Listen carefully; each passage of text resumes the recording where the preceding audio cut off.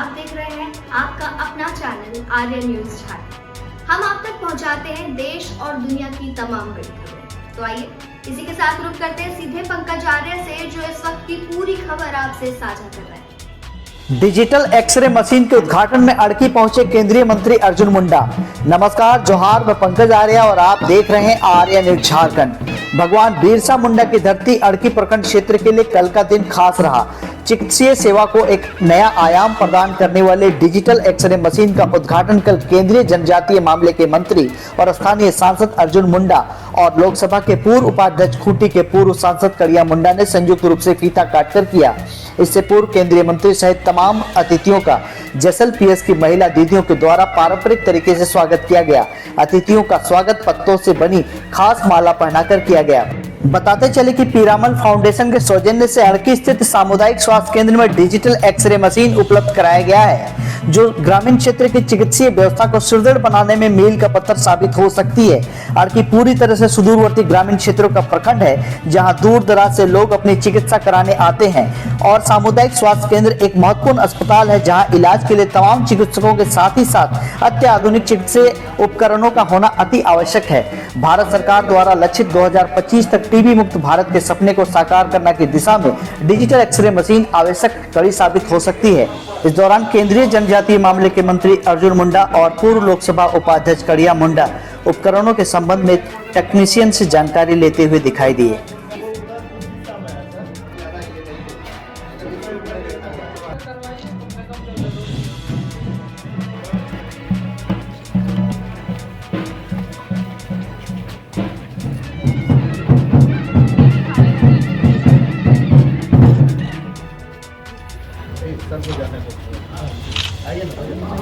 चलो 2025 तक भारत टीबी मुक्त हो और झारखंड सरकार 2024 कराना चाहती है।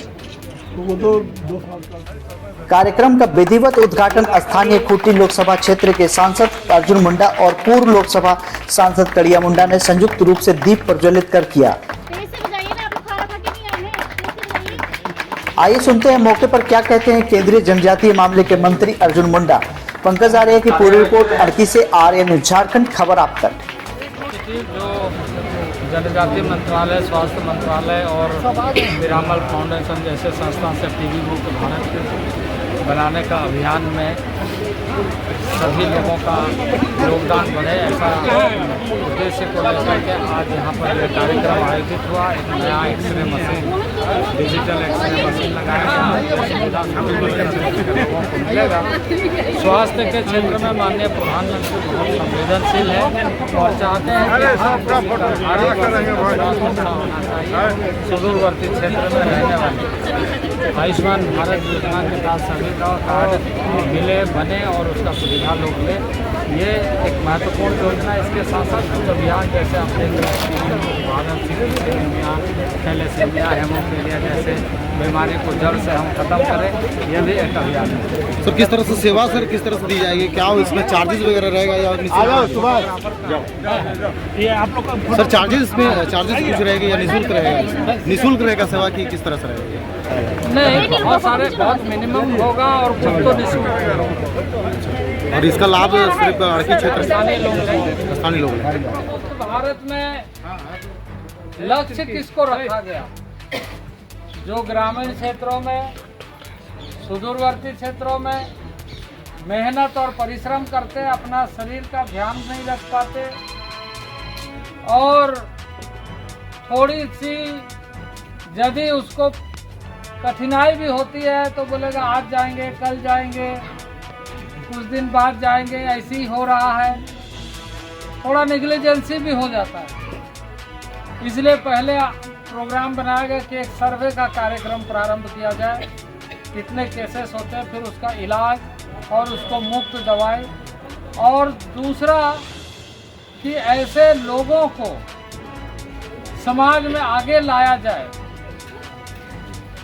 जो हो सकता है उनके पास बहुत साधन है लेकिन सेवा करने का मौका नहीं मिलता है। तो एक एक पेशेंट के लिए उसको दवा तो सरकार उपलब्ध करा रही है, लेकिन उसको बेहतर पौष्टिक आहार के लिए उसको विशेष ध्यान रखें एक परिवार के लिए, 6 महीना तक के लिए, आगामी साल भर तक के लिए, उस व्यक्ति के लिए या उस परिवार के लिए हम ध्यान रखेंगे। तो ऐसे एक सामूहिक कार्य योजना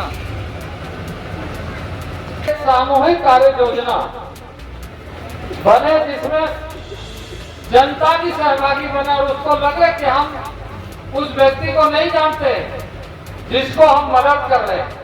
लेकिन अब धीरे धीरे समाज में सबको लग रहा है कि हमारे बच्चे का भविष्य अच्छा होना चाहिए, हमारा परिवार अच्छा होना चाहिए, हमारा भी खुशी का माहौल अच्छा होना चाहिए। आदिकाल से इन एरिया में रहने वाले लोग ऐसे दुखी नहीं है, अपने स्थान पर सुखी है, लेकिन जीवन आयु के हिसाब से हर व्यक्ति को जीने का अधिकार है और उसको अच्छा रहने का अधिकार है। वो सारी सुविधाओं के लिए आज भारत सरकार के माध्यम से काम किया जा रहा है और खासकर हमारा मंत्रालय के माध्यम से। इसके साथ साथ जैसे आपने देखा होगा पिछले दिनों हम फिर बांकी आए थे, फिर बांकी में हमने एकलव्य मॉडल रेसिडेंशियल स्कूल का शिलान्यास किया।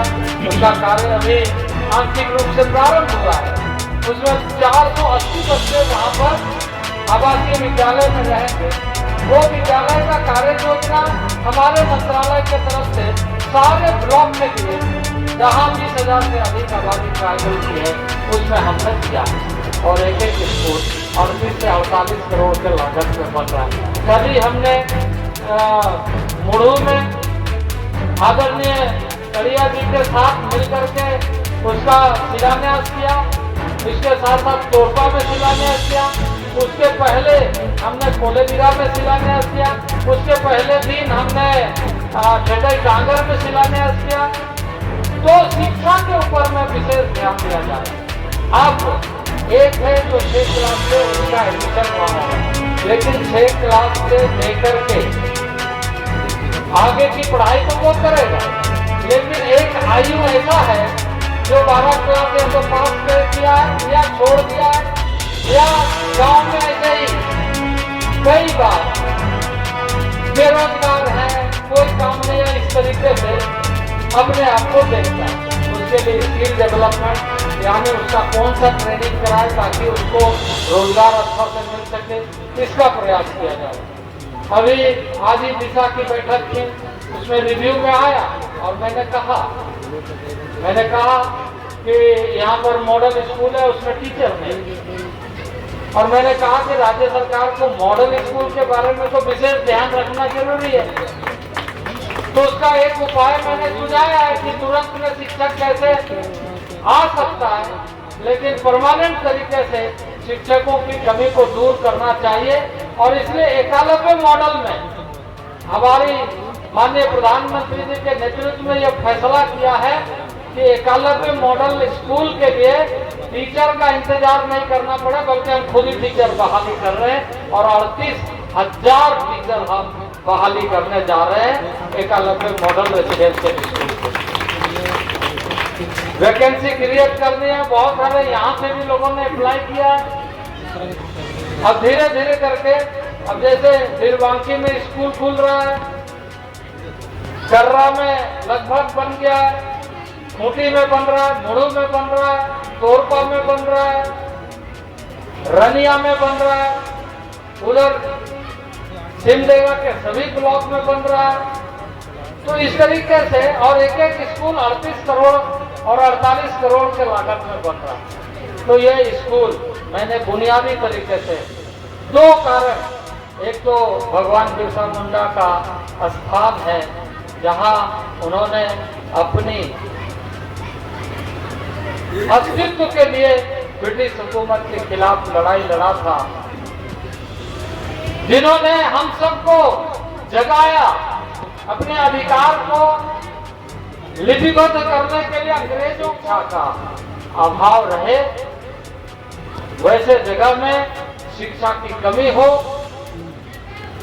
ये किसी भी हालत से किसी भी तरह से अच्छा नहीं। इसलिए माननीय सांसद रहे कड़िया मुंडा जी ने हमेशा इस क्षेत्र का सेवा किया, काम किया अब उस काम को आगे बढ़ाते हुए शिक्षा में कोई कमी न रहे, भगवान बिरसा मुंडा की धरती पर यह योजना लेकर के हम सभी कार्यों को आगे बढ़ा रहे हैं। और मुझे खुशी है कि आने वाले दिनों में ये सारे विद्यालय प्रारंभ हो जाने से बहुत ज़्यादा लाभ मिले। मैं बहुत ज़्यादा नहीं कहते हुए यही बात कहूँगा कि आप यहाँ एक्सरे मशीन लगाए, किसी को भी इस तरीके से खांसी हो, खांसी में खून आए या कमजोरी लगे या एकदम कमजोर होता है तो उसका एक्सरे करा करके फर्स्ट इंफॉर्मेशन रिपोर्ट यहाँ से लेने की उसके शरीर में क्या होता है। देखिए शरीर में